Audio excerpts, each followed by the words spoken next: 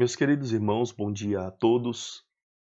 Graças a Deus nós podemos nessa manhã termos a oportunidade de estudarmos mais uma vez a palavra do Senhor. Nós temos estudado sobre o mistério do contentamento cristão e nós já tivemos 5 aulas. Nós chegamos então à nossa sexta aula nessa manhã. E desejamos que todos possam estar compreendendo bem o que é o contentamento cristão e, principalmente, procurando colocar isso em prática, em suas vidas. Então, nesse momento, queridos, vamos orar, vamos pedir ao Senhor que nos abençoe para que possamos ter uma boa compreensão daquilo que nós precisamos estudar nessa manhã, para que Deus, de fato, venha nos instruir, venha nos ensinar, para que possamos crescer nesse, nesse contentamento que é tão necessário para as nossas vidas, principalmente nesse tempo de crise, nesse tempo de pandemia. Então vamos orar, vamos falar com o Senhor, pedindo a bênção sobre o nosso estudo. Pai querido e amado, nós lhe damos graças pela nossa vida, pela tua graça e bondade para conosco. Nesse momento, Pai, mais uma vez nos colocamos diante do Senhor, da tua santa palavra, e lhe pedimos que, na tua misericórdia e graça, o Senhor nos instrua e nos ensine um pouco mais sobre o contentamento bíblico, sobre o contentamento cristão, contentamento que é bem diferente do contentamento buscado e ensinado no mundo. Que o Senhor nos ajude a compreender, mas principalmente nos ajude a colocar em prática com a tua graça, com o teu Espírito Santo. Nós pedimos porque confiamos na mediação do teu Filho Jesus. Amém. Meus irmãos, então nós temos tratado sobre o mistério do contentamento. No estudo anterior, nós falamos sobre como que nós podemos encontrar contentamento em meio à aflição. Então, nós procuramos responder a essa questão.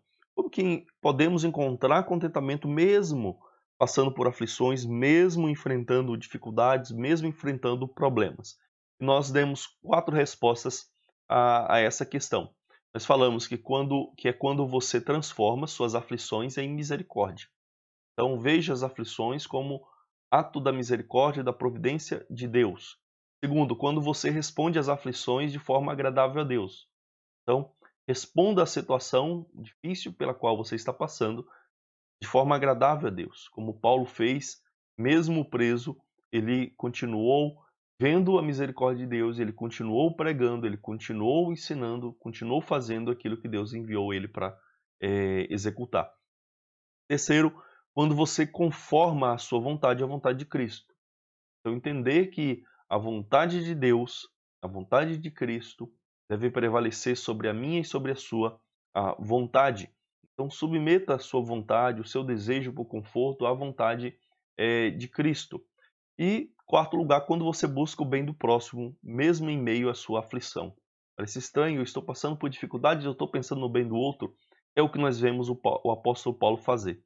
Paulo está preso, passando por dificuldades, passando por aflições, mas ele está preocupado principalmente com a igreja. E ele diz que, embora o desejo dele seja partir e estar com o Senhor, contudo, ele prefere ficar para o bem da igreja, para o bem dos filipenses. Então, essas são formas pelas quais você pode exercitar esse contentamento quando você está passando por alguma aflição. Procure colocar isso aqui em prática nas suas vidas. Então, essa foi a aula anterior. Novamente, eu digo, os links das aulas, de todas as aulas, vão ficar aí embaixo na descrição do vídeo, como tem sido com todos os outros vídeos. Todos os vídeos têm abaixo os links para todas as outras aulas, quer seja as anteriores, quer sejam as próximas.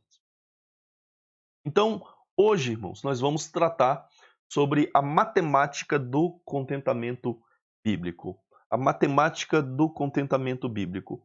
E o que seria, então, a matemática do contentamento bíblico? Seria você entender que o contentamento bíblico ele funciona de uma maneira bem diferente da forma como nós costumamos pensar, da forma como nós costumamos raciocinar, da forma como nós costumamos somar. Então, nós imaginamos, vamos ter contentamento se eu tiver menos aflições, mas nem sempre isso é verdade. Embora em alguns momentos isso possa acontecer conosco, verdadeiro contentamento bíblico, ele funciona de uma maneira paradoxal, de uma maneira radicalmente diferente, incompreensível para esse mundo. Por isso que ele é de fato um mistério. Não no sentido de incompreensível, mas no sentido de que ele não é a maneira natural do homem. Ele não faz parte do homem natural, ele não faz parte do nosso mundo, mas ele é algo dado por Deus, é algo revelado por Deus, e sem Deus nós jamais pensaríamos desta maneira. Isso que significa mistério no contexto bíblico, isso que significava mistério no uso grego da palavra, como na época do apóstolo Paulo, né? Então é algo revelado por Deus. Então, vamos compreender nesse estudo sobre essa matemática do contentamento bíblico ou do contentamento cristão.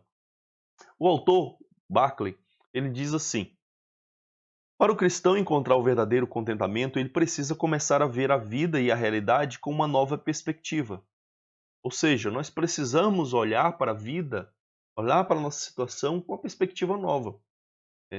Já se falou muito sobre uma nova matemática, fala muito sobre uma nova física, uma nova maneira de compreender a física, de compreender a matemática, e muitas vezes maneiras que parecem contraditórias, sem fazer sentido para nós.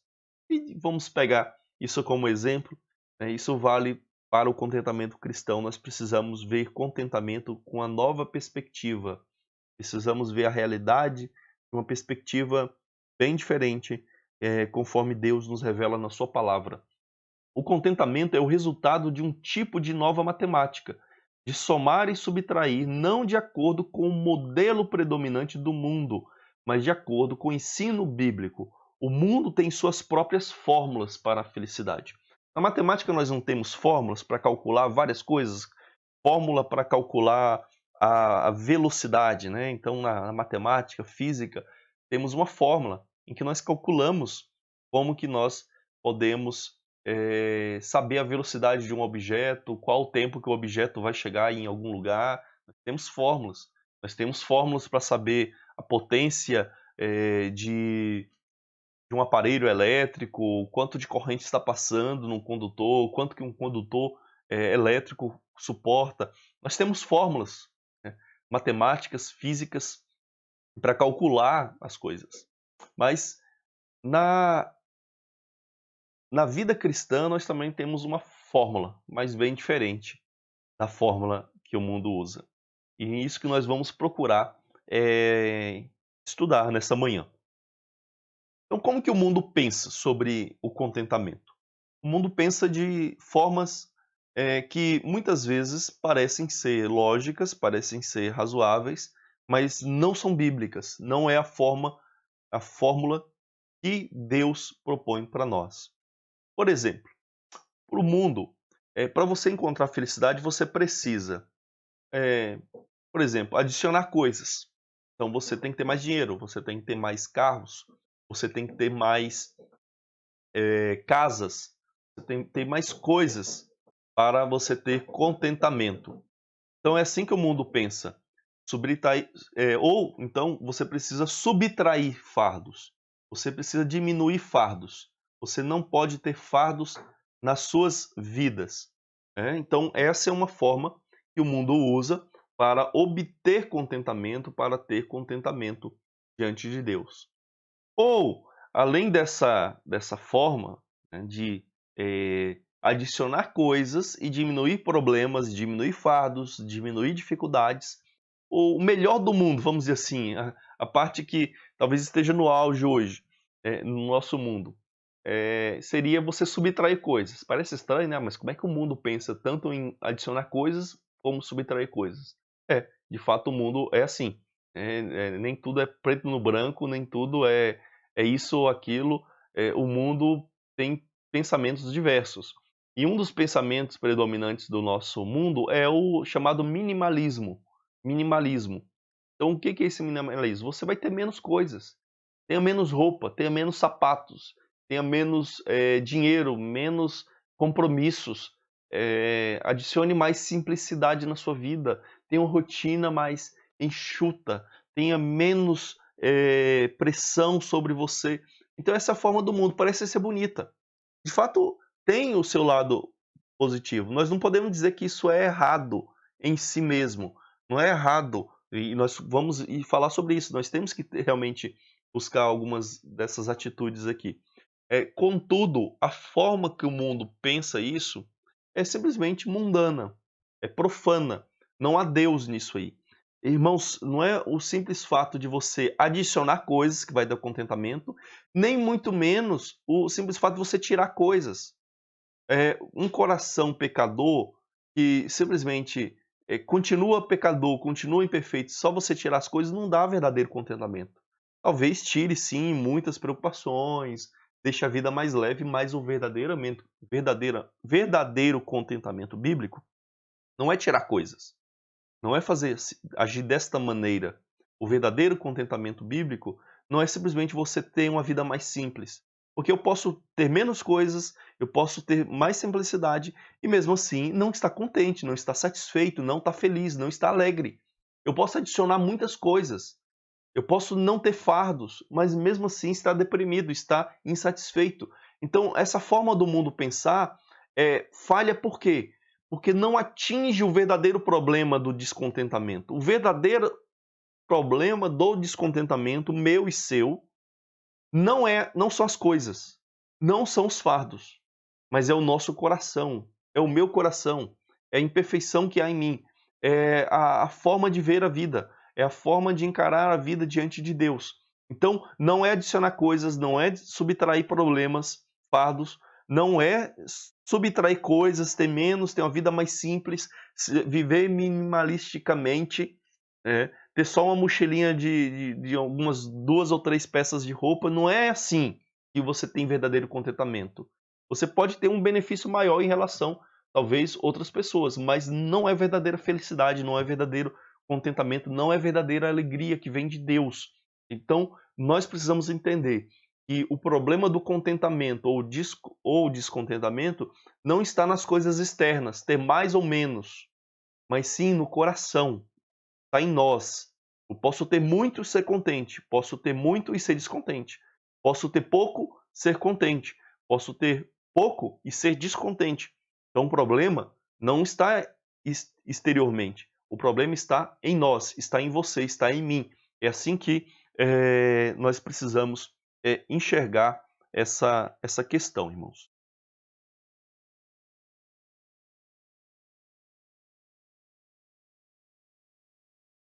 Então vamos caminhar aqui, irmãos. Em primeiro lugar, vamos falar sobre o contentamento por adição. Quando você acrescenta coisas, o que você deve adicionar? Você deve adicionar mais fardos aos fardos atuais. Você deve adicionar uma preocupação às preocupações atuais. Nossa, como que é isso? Pastor, não faz sentido nenhum, né? Lembra, é uma nova matemática. É a matemática bem diferente daquela que nós estamos habituados. Você tem mais contentamento, não é quando você tem menos dificuldades, menos fardos, mas sim quando você adiciona mais fardos aos atuais, ou melhor, você adiciona um fardo específico aos fardos que você já tem. Veja 1 Coríntios 13, verso 5. Aqui, desculpa, nós realmente só começamos a ler os textos bíblicos agora, porque realmente esse estudo deveria ser dessa forma, não tem um texto base só, ok? Ah, me desculpa.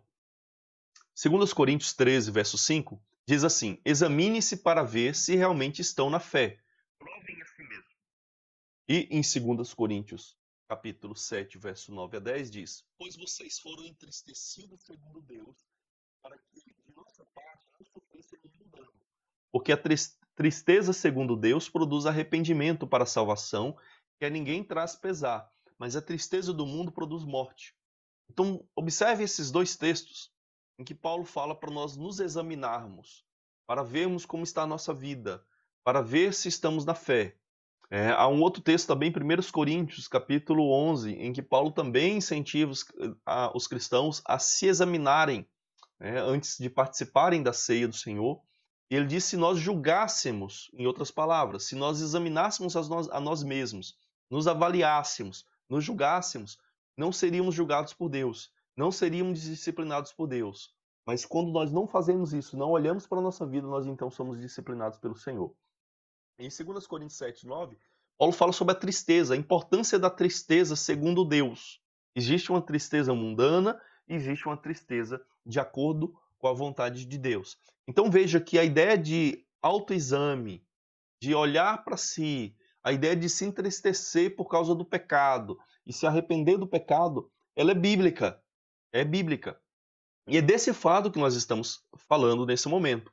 Nós precisamos adicionar aos fardos, aos problemas da vida, um problema maior, que é o pecado. Nós somos pecadores e nós precisamos constantemente nos examinar e ver como que nós temos vivido. E saber, mesmo que nós não tenhamos cometido um pecado específico, que nós somos pecadores. E nós carecemos da graça de Deus, da misericórdia de Deus, da salvação de Deus.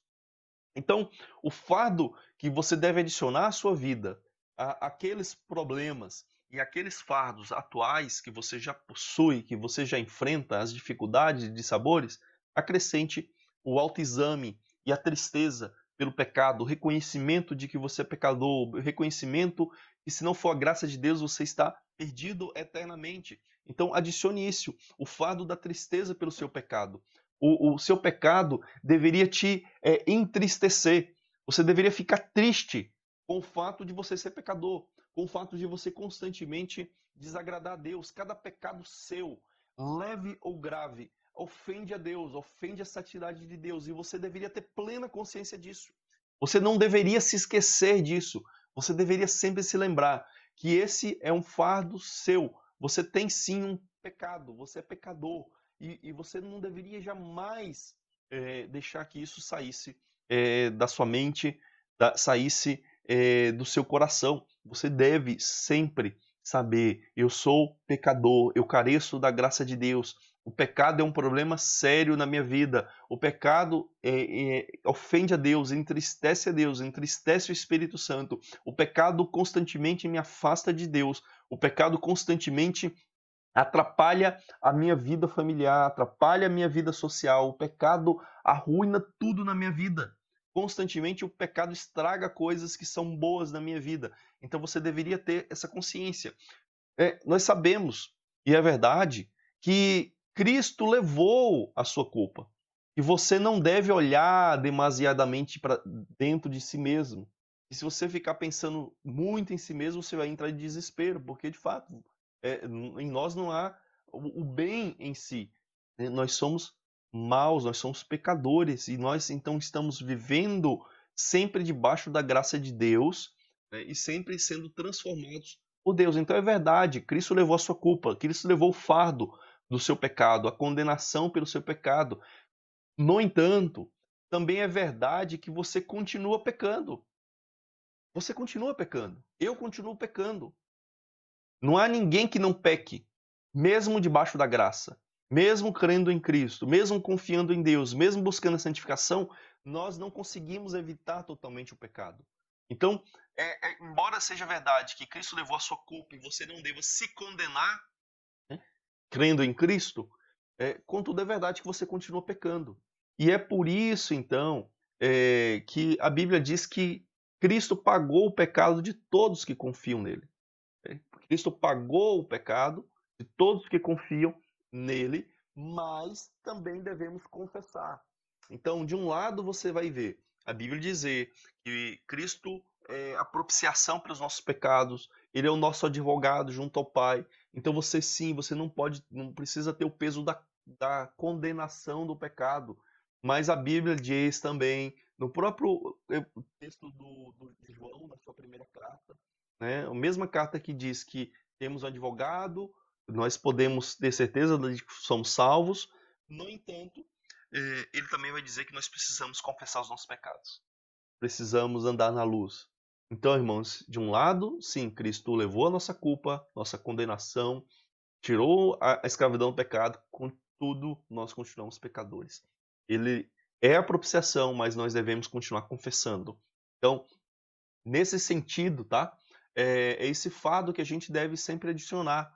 E sempre lembrar que a gente tem esse fardo, que tem essa dificuldade, que tem esse problema, que tem essa aflição que o pecado causa diariamente em nossa vida. E então, ter consciência e sentir o fardo do seu pecado fará você enxergar os outros problemas, os outros fardos, numa perspectiva certa. Então, quando você tem uma consciência de que o pecado é o seu pior fardo, os outros fardos vão ficar mais leves. Você vai perceber que os outros fardos, os outros problemas e as outras preocupações são preocupações menores. A sua maior preocupação, o maior peso, fardo e dificuldade deveria ser sempre o pecado sempre presente, eh, a os resquícios do pecado, original na sua vida. É isso que você deveria, ver constantemente. Então, quando você está, insatisfeito com alguma situação, um problema no serviço e está atendendo ao descontentamento, lembra, o maior problema seu não é o serviço, mas é o seu coração. É o seu pecado, é a sua atitude pecaminosa.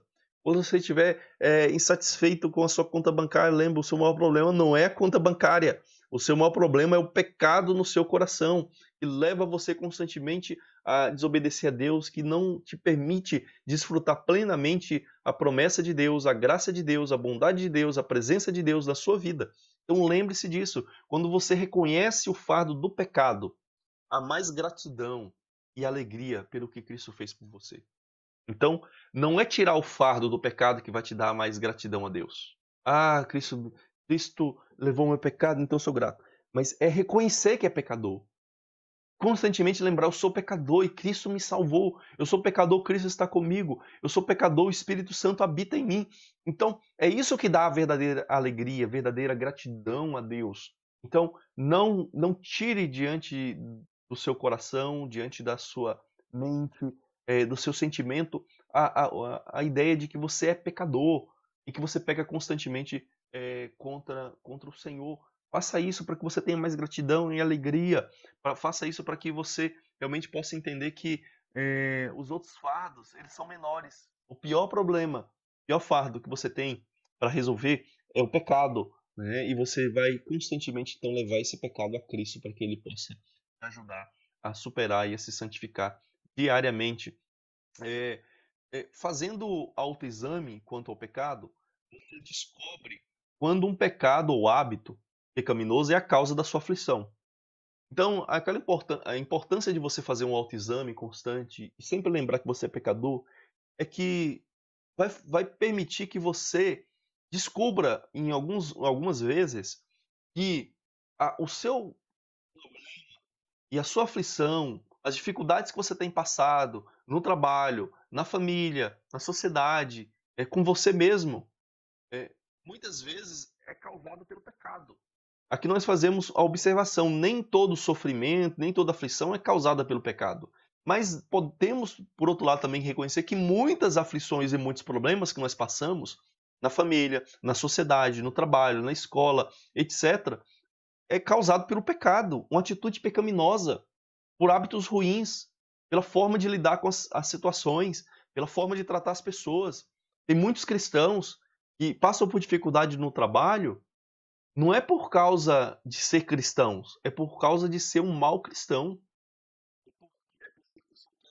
É por ser mentiroso, é por ser rebelde, é por ser brigão, é por ser impaciente, ou seja, é por causa do pecado. Então, quando você tem o hábito de fazer um autoexame, como os nossos ancestrais, os puritanos, faziam constantemente, ao ponto às vezes de exagerar, a gente não deve cair no exagero deles, mas sim, equilibradamente fazer esse autoexame e sempre levar isso à presença de Cristo, da graça de Cristo, é entender que muitas vezes o nosso sofrimento diário e os nossos fardos extras são causados pelo nosso pecado. Então, você tem esse autoexame, vai fazer você identificar e vai te permitir, então, procurar solucionar isso, não é? Procurar, com a graça de Deus, a misericórdia de Deus, o Espírito Santo de Deus na sua vida, crescer e se santificar nessa área para evitar essas aflições que o pecado tem causado a mais na sua vida. Quando você faz autoexame, você pode identificar quando está cometendo o pecado do descontentamento e murmuração. Então, fazer um autoexame, você vai perceber, mas por que eu estou assim? Por que eu estou descontente? Sempre reclamando, por que eu estou triste? É porque eu estou cometendo o pecado do descontentamento e da murmuração. Estou murmurando o tempo todo, preciso confessar, preciso pedir a Deus perdão, deixar essa murmuração, deixar esse descontentamento e pedir a Deus que me ajude a desenvolver o fruto da alegria do Espírito Santo na minha vida. Quando você faz autoexame, você pode identificar algum ídolo do coração e que o pecado é o maior inimigo, não as circunstâncias. É você saber que há ídolos, muitas vezes, no seu coração que estão te controlando, estão te dominando, estão fazendo você pecar contra o Senhor, e que o pecado, de fato, é o seu maior inimigo. O pecado é o seu maior fardo. O pecado é o fardo que Cristo leva para você. Então, o problema seu e meu e as aflições não são das circunstâncias, são do pecado. O pecado remanescente nas nossas vidas. Então, aprenda o contentamento adicionando um novo fardo à sua vida. Constantemente lembrando se eu tenho um fardo maior, um problema muito mais difícil de ser resolvido, que eu não resolvo sozinho. Na verdade, é Cristo quem resolve por mim. Então, adicione esse fardo constantemente. Quando você estiver reclamando, lembre-se, o meu problema não é esse. Meu problema maior é o pecado. Então, desvie o foco dos problemas diários, de uma enfermidade, de um problema financeiro, para o seu pecado.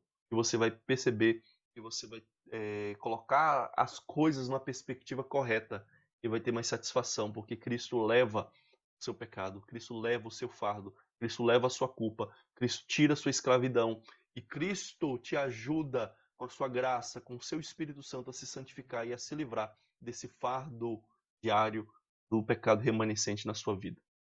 Então, vamos ao segundo tópico da nossa aula hoje, o contentamento por subtração. Contentamento por subtração. Como que funciona o contentamento por subtração? É quando você o que significa? Significa que você vai regular os seus desejos, seus sonhos, seus projetos, a sua situação, a sua condição. E veja um texto interessante aqui de Eclesiastes 6:9, que muitas vezes não fica claro para nós, mas quando a gente vê e lê em várias traduções, versões diferentes da Bíblia, nós começamos a perceber qual que é o sentido dele. Almeida Revista Atualizada diz assim, traduz assim: melhor é a vista dos olhos do que o andar ocioso da cobiça. Então, melhor é a vista dos olhos do que o andar ocioso da cobiça. Uma tradução que ficou meio obscura, muito literal, ficou obscura. A Nova Almeida Atualizada, que eu tenho usado, tenho indicado para os irmãos, para realmente facilitar a leitura bíblica, né, embora e é uma tradução literal, então bem fiel ao texto original em grego, hebraico, aramaico, ela traduz dessa maneira: melhor é o que os olhos veem do que aquilo que a alma deseja. Opa, melhorou, não é? Ficou mais claro. A vista dos olhos, o que os olhos estão vendo, o que está à sua frente, está ali diante de você. Melhor o que você está vendo diante de você do que você está desejando e não está presente, e não conseguiu ainda. A nova versão internacional: melhor é contentar-se com o que os olhos veem do que sonhar com o que se deseja. Aqui bem mais interpretativa, né? Mas é uma interpretação, é uma tradução bem interpretativa, já, mastigada, mas que está fiel, tá fiel ao sentido, né, que pretendido pelo autor. E a nova tradução na linguagem de hoje traduz ainda mais interpretativamente: é muito melhor ficar satisfeito com o que se tem do que estar sempre querendo mais. Né? Então, claro, foi muito além do texto literalmente falando. Contudo, o sentido é exato. É isso que o texto pretende dizer. Né? É isso que, como está escrito na NVI e na Nova Tradução na Linguagem Hoje é que você deveria chegar pela sua própria interpretação do que está escrito na Almeida Revista Atualizada, bem mais literalista nesse sentido. Então, por isso que é bom você ter várias traduções, irmãos. Tenha traduções diferentes. Não seja preguiçoso em ler a Bíblia, não seja preguiçoso e leniente em não comprar Bíblias, tá bom? O maior investimento que você pode fazer para sua vida é comprar Bíblias. Compre Bíblias de estudo, compre Bíblias de traduções diferentes, não se contente com uma tradução só. Compare, que vai te ajudar. Use as mais literais, mas também faça uso das mais interpretativas, né? Porque elas muitas vezes podem te dar o sentido interpretativo bem claro do texto. Mas para isso você precisa estudar, precisa comparar, precisa ler. Então, o que a Bíblia está ensinando para nós nesse texto, com a sabedoria de Salomão, é que é melhor a gente estar contente com o que nós temos diante de nós, com o que está no nosso alcance, está na nossa mão, nós estamos vendo, e se alegre com o que você tem. É muito melhor. Eu estava procurando computadores, né? Meu computador está bem lento, difícil para poder gravar os vídeos, fazer as edições. E eu estava começando a olhar computadores, né? Mas tem computador que está além do nosso alcance. É melhor contentar-se com o computador lento que está diante dos nossos olhos do que ficar insatisfeito e sonhando e desejando um computador que eu não tenho e que provavelmente eu nunca vou ter. Então é melhor ficar satisfeito com o que você tem do que querendo mais. Contente-se com o que Deus te deu, com o que você tem. Não estou dizendo que você não deva buscar e trabalhar por outras coisas, mas você tem que trabalhar a medida certa dessa busca. Porque uma busca exagerada, como o próprio texto de Eclesiastes diz, né? Que aquela pessoa que ama o dinheiro, ela está sempre querendo mais e nunca se satisfaz, nunca se farta, né? Sempre mais, sempre mais e nunca se contenta. Então, tenha a medida certa e saiba até onde você pode ir, porque senão você vai ficar numa busca incessante de algo inalcançável. Então, contente-se. Alegre-se com o que Deus te deu no momento, né? Busque coisas na medida correta da sua condição. Irmãos, isso não é válido só para a condição financeira, não, tá? Embora a gente aplique muitas vezes nesse sentido, mas em outras áreas também da nossa vida. Por exemplo, profissional. Ah, eu queria trabalhar naquela empresa. Deus não deu condição de trabalhar naquela empresa. Pronto. Por exemplo, eu gostaria de estudar fora do país. Deus não te deu essa situação, essa condição no momento. Você não fala inglês, você não tem condição de ir para fora. Então, não tem condição. Contente-se. Satisfaça com a sua condição, com a sua situação. Eu gostaria de ter um físico de tal forma. Eu gostaria de ser mais alto. Gostaria de ter 1,80 m, mas eu tenho 1,50 m. A sua condição é essa, não tem o que você fazer.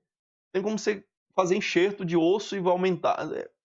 Talvez até tenha, mas não é a forma natural de se fazer isso. Então, contente-se com a sua condição. Eu tenho um problema de saúde que não tem solução. O que você vai fazer? Vai ficar o resto da sua vida lamuriando, reclamando?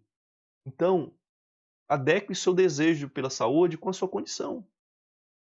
Eu não consigo resolver esse problema de saúde, mas eu consigo controlá-lo? Ótimo! Então eu vou adequar o meu desejo, em vez de ser para a solução que não tem, eu vou adequar ele para amenizar o problema. Então, adeque os seus desejos à sua situação. Lembre-se daquilo que nós falamos, né, sobre a filosofia minimalista do mundo. E essa filosofia é de pouco proveito, enquanto o coração não é transformado. Enquanto o coração não for mudado, né, ter menos coisas não vai ser a solução também. É realmente ter contentamento interno no coração. A subtração bíblica, então, é vital para o seu contentamento. Quando você subtrai, você deseja menos coisas além do seu alcance, além do seu presente, além da sua situação, você vai viver melhor. Você vai ter contentamento, vai ter alegria em Deus. Você precisa, então, tirar desejos, para que haja equilíbrio entre desejo e condição, desejo e capacidade, sonho e realização. Você precisa ter a medida certa dessas coisas na sua vida. E observe na sua vida. Muitas vezes você vai perceber que você está insatisfeito porque você está buscando algo que está além da medida, além do seu alcance, além do que Deus te deu, além do que Deus permitiu você ter. Então não é ter pouco e nem é ter muito que vai dar contentamento para você, mas é ter contentamento e contentar-se com a condição, com a sua situação, com a sua situação financeira, com a sua situação em termos de casamento, quem sabe, em termos de projeto de, desculpa, irmãos, projeto de trabalho, né, de carreira para você, de estudos para você. Durante um tempo eu pensei assim, eu poderia estudar, né, fora do país, né, você tem uma qualidade de ensino melhor, mas Deus não me deu, eu não falo inglês, não tenho muita aptidão para ficar aprendendo outra língua, já tentei, não tenho. Então assim, eu me contento com o que Deus me deu hoje, né. Não é que eu estava insatisfeito, mas às vezes a gente fica pensando, e se a gente for alimentando aquilo, aí sim vem o descontentamento. Então, cuidado quando você alimenta planos, sonhos. Cuidado, muito cuidado nisso. Lembra-se daquilo que nós falamos na aula passada. Muitas vezes, os nossos desejos são inalcançáveis. Nós olhamos e pensamos assim, ah, não, ele é alcançável logo ali. Nós olhamos por uma colina, vemos as nuvens ali na frente da colina e nós achamos, olha, estão tocando na colina, então eu posso subir ali, andar um pouquinho e então tocar as nuvens. E a gente chega lá e a gente pensa, não, está muito longe.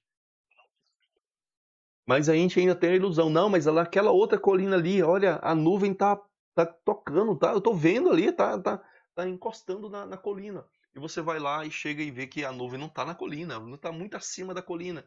Mas você vê outra frente, você então continua buscando, buscando, buscando, buscando, sem nunca alcançar algo. Por quê? Porque o seu desejo está além da sua condição, além da sua capacidade, além do que Deus te deu para você ter. Então, contente-se com o que Deus te deu. Vamos adiante? Terceiro lugar, o contentamento também por subtração, que é quando você abandona os maus desejos, quando você abandona pensamentos e desejos maus, pecaminosos, contrários à vontade de Deus. Devemos nos lembrar de um texto bastante importante e relevante para a nossa vida prática, que é Tiago, capítulo 4, do verso 5, 1 a 5 ou 1 a 6. Tiago nos ensina verdades preciosas sobre de onde vêm os nossos problemas, os nossos conflitos, as nossas brigas, desentendimentos com pessoas. E ele vai apontar para o coração, para prazeres do coração, para desejos do coração, para cobiça do coração. Ele diz aqui você dá apenas uma parte, tá? Ele vai falar dos prazeres que estão em conflito dentro de nós, dentro de vocês. Ele diz, gente infiel, vocês não sabem o que que a amizade do mundo é inimizade contra Deus? E a amizade do mundo é inimizade contra Deus. Então esses desejos errados ou desejos mal direcionados, eles fazem guerra no seu coração, fazem guerra em você e causa guerra no mundo, causa guerra entre as pessoas, causa descontentamento em você. Então, procure compreender, procure perceber como que os desejos do seu coração muitas vezes têm feito você pecar, têm feito você errar, têm feito você falhar, têm acrescentado mais problemas, mais aflições e mais fardos à sua vida. Então, muitas vezes há desejos em guerra no nosso coração. Desejar as coisas do mundo é ser inimigo, é amigo dele, amigo do mundo e inimigo de Deus. Então, o contentamento vem quando você arranca do coração aquilo que impede o contentamento. Arranque esses, como diz Tiago aqui, esses prazeres que estão em conflito dentro de vocês. Arranque esses prazeres, arranque isso do seu coração. Esses prazeres, esses desejos, esses planos constantemente te tiram a paz. Esses prazeres ou desejos que você tem, realmente roubam o seu contentamento. Olha, prazeres que estão em conflito. Onde? Externamente? Não, dentro, dentro do coração, dentro da alma. E quando nós permitimos esses prazeres, esses desejos continuarem crescendo dentro de nós cobiçamos as coisas conforme o mundo as vê, conforme o mundo planeja, conforme o mundo pensa, nós nos tornamos como o mundo e nós nos tornamos inimigos de Deus. Então, quando você arranca esses desejos, esses conflitos internos do coração, você tem mais contentamento em Deus. Você se satisfaz em Deus. Então, lembre-se, o contentamento é algo interior, não é algo externo, é algo interno, é algo que Deus coloca dentro de mim, dentro de você. Então, satisfaça-se. Tenha contentamento, tenha satisfação na presença de Deus. Busque andar diante do Senhor. Contente com aquilo que Deus te dá. Contente com a forma de Deus agir na sua vida. Então, saiba, Deus está presente. E Deus pode te dar um contentamento que o mundo não compreende.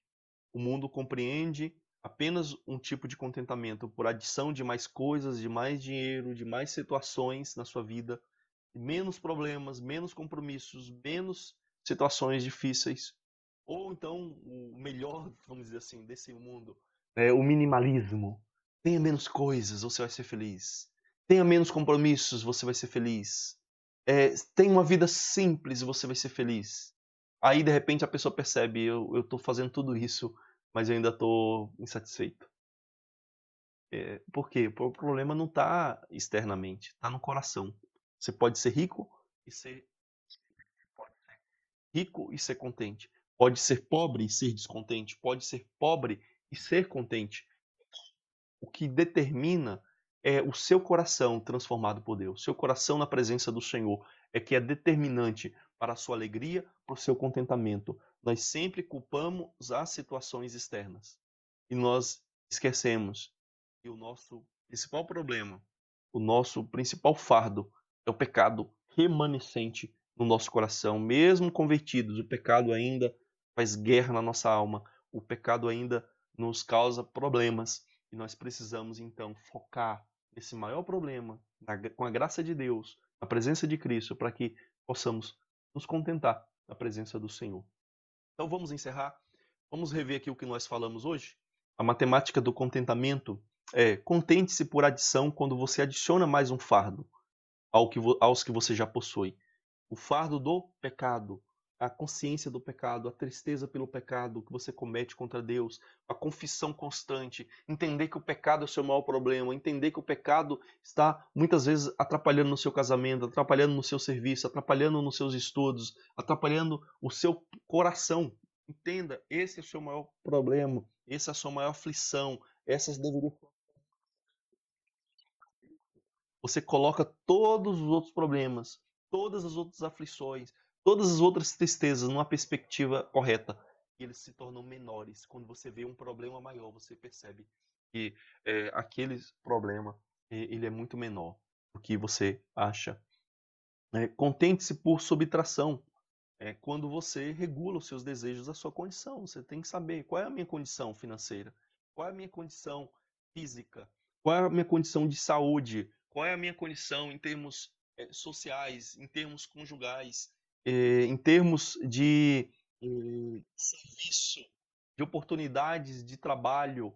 Não trabalho na empresa dos sonhos, mas eu estou trabalhando. Então, tenha consciência da sua condição, regule os seus sonhos, os seus planos, a sua condição, para que você tenha um contentamento. Contentamento por subtração quando você abandona maus desejos, desejos do coração, que são a causa de todos os outros problemas na sua vida. Então, saiba, contente-se, tenha contentamento por adição, por subtração, consciente de que é Deus quem dá o verdadeiro contentamento. Ele é sempre um mistério, ele vem de Deus, ele não vem naturalmente do ser humano, ele vem de Deus. Por isso que essa matemática é um contrassenso àquilo que o mundo pensa, àquilo que nós achamos naturalmente. Então, queridos, que Deus nos ajude a compreender e a aplicar na nossa vida esse contentamento e a vivermos contente em toda e qualquer situação. Vamos orar, vamos falar com o Senhor, vamos pedir ao Senhor que nos ensine a praticarmos isso na nossa vida. Pai querido, Pai amado, nós lhe agradecemos, Senhor, por estarmos nesse momento estudando a Tua Palavra, temos essa oportunidade que o Senhor nos dá. E queremos lhe pedir nesse momento que o Senhor nos ajude a colocarmos em prática, Pai. Já compreendemos o que é o contentamento, já compreendemos essa matemática paradoxal, contraditória aos olhos do mundo. Já aprendemos o que ela significa, já aprendemos como entendê-la, como fazê-la. E o Senhor agora nos dê capacidade aos teus filhos, para que possam praticar, para que possam viver, para que possam entender que o maior problema da humanidade é o pecado.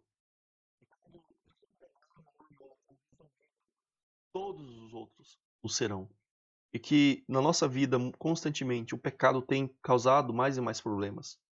Então, o nosso maior fardo deve ser o pecado, a tristeza pelo pecado, a confissão diária, o reconhecimento diário de que fomos salvos pela tua graça, para que assim possamos ter alegria, gratidão, contentamento diante do Senhor.